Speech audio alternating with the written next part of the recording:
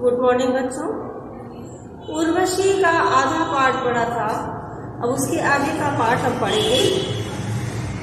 जन जन के मन में मधुर वन्य, वन्य माने आग, प्रत्येक हृदय की उजियाली, नारी की मैं कल्पना, चरम नर के मन में बसने वाली, विषधर के फण पर अमृतवर्ती, उद्यत अदम्य बर्बर बल पर, रूपांकुश क्षीण मृणाल तार।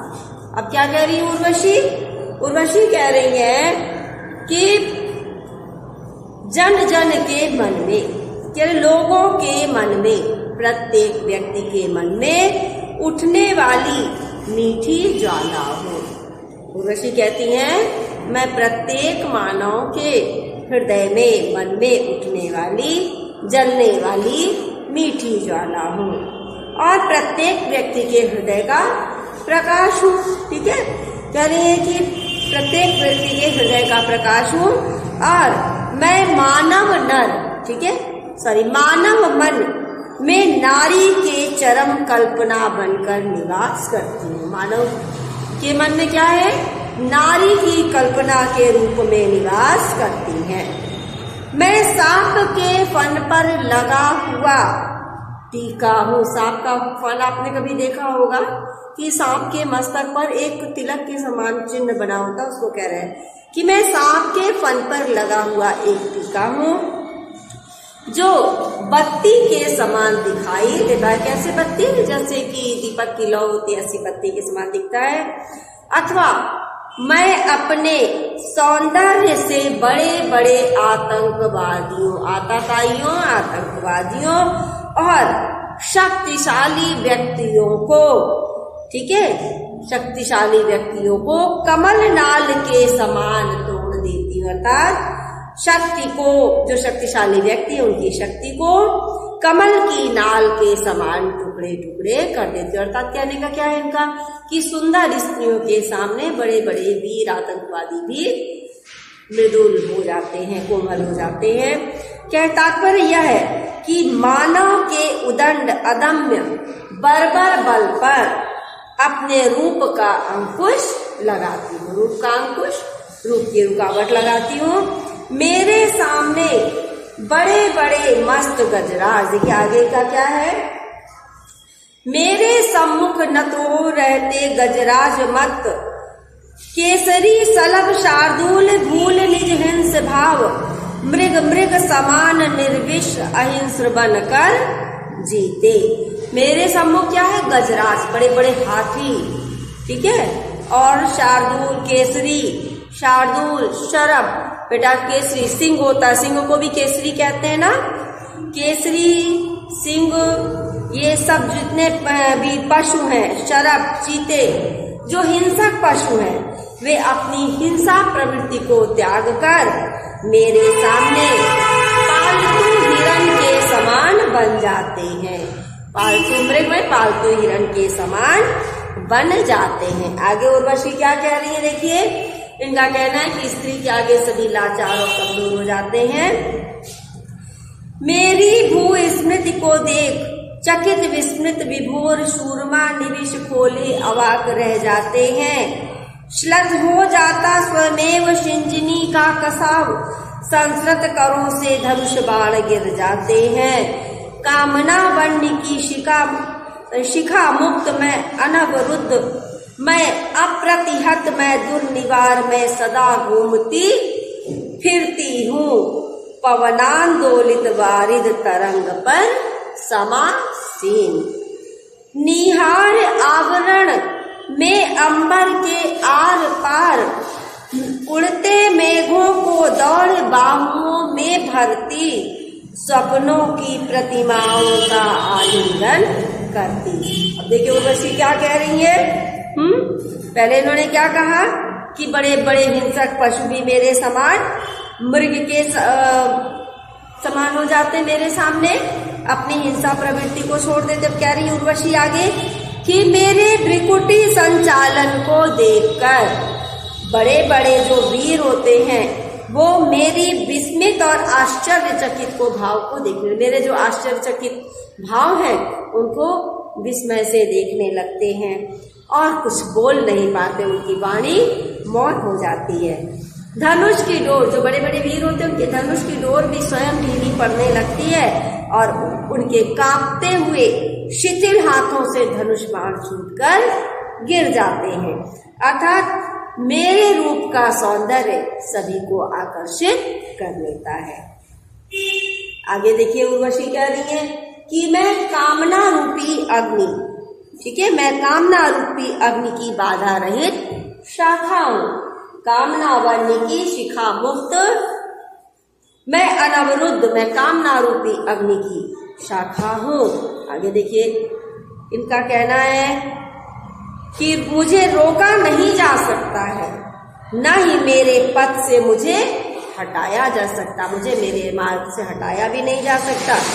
मैं सदैव घूमती रहती हूँ, सदैव क्या करती है, घूमती रहती है, और हवा के द्वारा उठी हुई बादल की लहर में विराजमान रहती, जैसे बादल की लहरें चलती हैं, उड़ते रहते बादल, उसी तरह से मैं उसमें विराजमान भी रहती हूँ।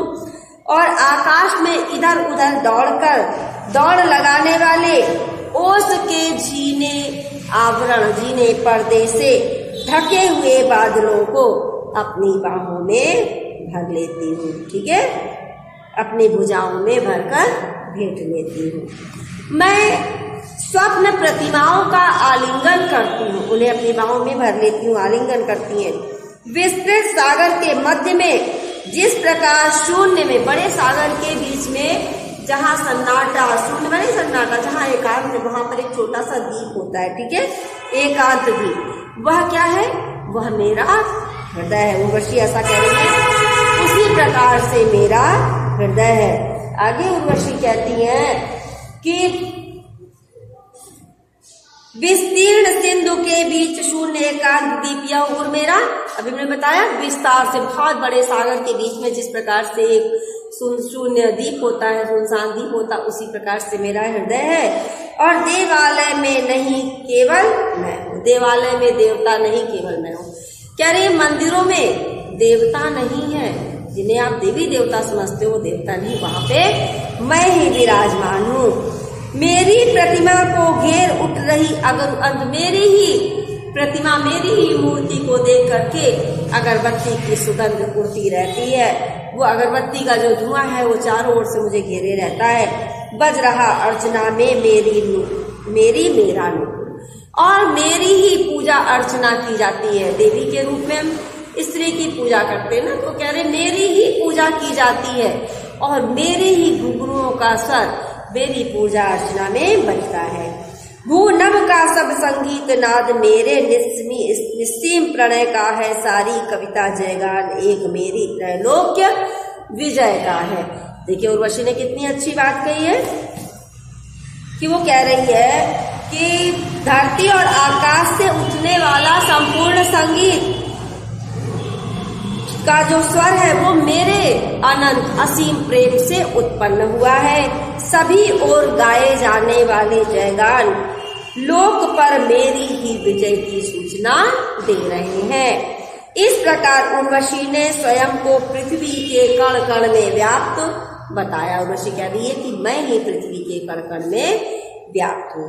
कहने का अर्थ क्या है, उर्वशी ने क्या कहा पूर्वा से कि देवालयों में देवताओं के स्थान पर मैं ही विद्यमान हूँ। मेरी ही प्रतिमा को घेर कर अगरबत्ती की सुगंधित द्रव्य सुगंधी उड़ती रहती है।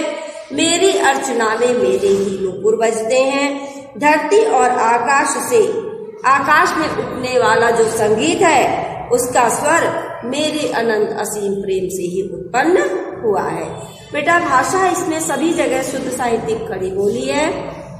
शैली चित्रात्मकता है, अलंकार उपमा रूपक उत्प्रेक्षा है, रस श्रृंगार है, शब्द शक्ति लक्षणा है, गुण प्रासाद है, छंद मुक्त छंद के प्रवाह में भावोत्पादकता है, भावों को उत्पन्न करने की शक्ति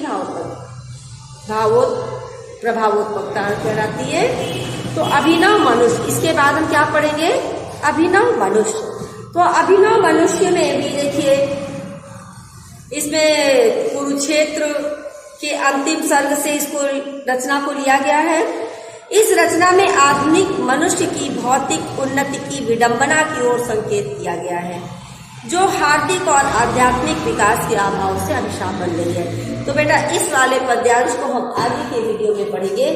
कल एक एक्सरसाइज आपकी उर्वशी की रह गई थी, अब उस एक्सरसाइज को आपकी करा देते हैं। उर्वशी के सामने हिरण जैसे कौन बन जाते हैं? तो बेटा उर्वशी के सामने शेर, सर्प, चीते हिरण जैसे बन जाते हैं। ठीक है।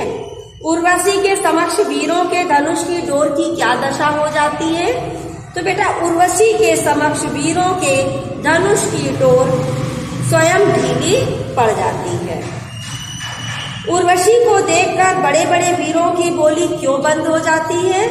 तो उर्वशी के भ्रिकुटी संचालन को देखकर बड़े बड़े वीर जो हैं वो विस्मृत हो जाते हैं, आश्चर्यचकित होकर के उन्हें देखने लगते हैं, जिससे उनकी बोली बंद हो जाती है। ठीक है। अब इसमें हम रेखांकित अंश की व्याख्या भी देखते। देखिए संदर्भ हमने आपको नहीं बताया, पाठ का नाम और लेखक का नाम आप स्वयं लिख सकते हो, कवि का नाम। तो मेरे सम्मुख से लेकर के हो जाते हैं, ये आपकी एक्सरसाइज है। ठीक है। मेरे सम्मुख से लेकर के हो बनकर जीते तक आपको रेखांकित अंश की व्याख्या करनी है। उर्वशी अपना परिचय देते हुए पुरुरवा से कहती हैं कि मेरे सामने बड़े बड़े मदमस्त हाथी भी सिर झुका कर रहते हैं। सिंह, सर्प और चीते आदि सभी हिंसक पशु अपनी स्वाभाविक हिंसक प्रवृत्ति छोड़ करके मेरे सामने पालतू हिरण के समान बन जाते हैं। उर्वशी को देखकर बड़े बड़े वीरों की क्या स्थिति होती है अभी हमने आपको ये बता दिया। अच्छा नेक्स्ट, अब रेखांकित अंश की व्याख्या हम केवल बता रहे हैं क्योंकि इसमें क्वेश्चन लगभग सभी मिलते जुलते हैं। तो देवालय में नहीं, ठीक है, यहाँ पर है देवालय में नहीं, केवल मैं यहाँ से लेकर के अपुरुगंध तक आपको व्याख्या करनी है। तो उर्वशी कह रही है कि मंदिर में देवताओं की नहीं अपितु मेरा ही वास है। देवताओं का नहीं बल्कि मेरा ही वास है। आशय कहने का यह है कि देवताओं की जो प्रतिमा है, देव प्रतिमाएं हैं, वो मनुष्य की सौंदर्य चेतना का ही परिणाम है। इस सौंदर्य चेतना का मूल आधार नारी है। इस प्रकार मंदिरों में देव प्रतिमाओं के विभिन्न रूपों में मनुष्य वस्तुतः सौंदर्य की साकार प्रतिभा को नारी के रूप में अपनी श्रद्धा सुमन अर्पित करता है। प्रतिमाओं के रूप में मेरी प्रतिमा को सुगंधित धूप अर्पित करता है। और बेटा इन पंक्तियों में कौन सा अलंकार है? तो सबसे पहले ध्यान देंगे, इन पंक्तियों में उपमा, रूपक और उत्प्रेक्षा अलंकार है। नेक्स्ट है आपका मैं नहीं गगन की लता तारकों में पुलकित फल फूलती हुई नहीं, मैं नहीं व्योमपुर की वाला विद की कन्या। ये लास्ट आपकी एक्सरसाइज है। इसमें है उर्वशी ने अपना परिचय किसको दिया? तो बेटा उर्वशी ने अपना परिचय पुरुरवा को दिया है। प्रस्तुत पद्य पंक्तियों में कौन सा अलंकार है? तो बेटा इसमें महारूपक उत्प्रेक्षा अलंकार है। आकाश में उड़ती हुई स्वच्छंद आनंद की शिखा कौन है? तो आकाश में उड़ती हुई स्वच्छंद आनंद की शिखा उर्वशी है। ठीक है। और आगे हम इसका भी बता दें, आपको व्याख्या बता देते हैं। मैं नहीं तारकों गगन से उतरी। उर्वशी अपने बारे में क्या कहती हैं कि कोई मैं गगन से उतरी हुई, आकाश से उतरी हुई, ठीक है, लता नहीं हूँ। आकाश के तारों के लिए प्रसन्नता पूर्वक फलने फूलने वाली कोई लता नहीं हूँ। न ही मैं आकाश में स्थित किसी नगर की सुंदरी हूँ, न ही मैं चांदनी के साथ चंद्र किरण रूपी तारों पर लटककर झूलती हुई पृथ्वी पर उतरी हुई चंद्रमा की पुत्री हूँ, और न ही मैं पूर्णिमा के चंद्रमा की अत्यंत उज्जवल किरणों से आकर्षित समुद्र से उठती हुई चांदनी चर्चित चंचल लहर हूँ। तो बेटा ये सभी व्याख्याएं आप अपनी कॉपी में अवश्य करेंगे। Thank you.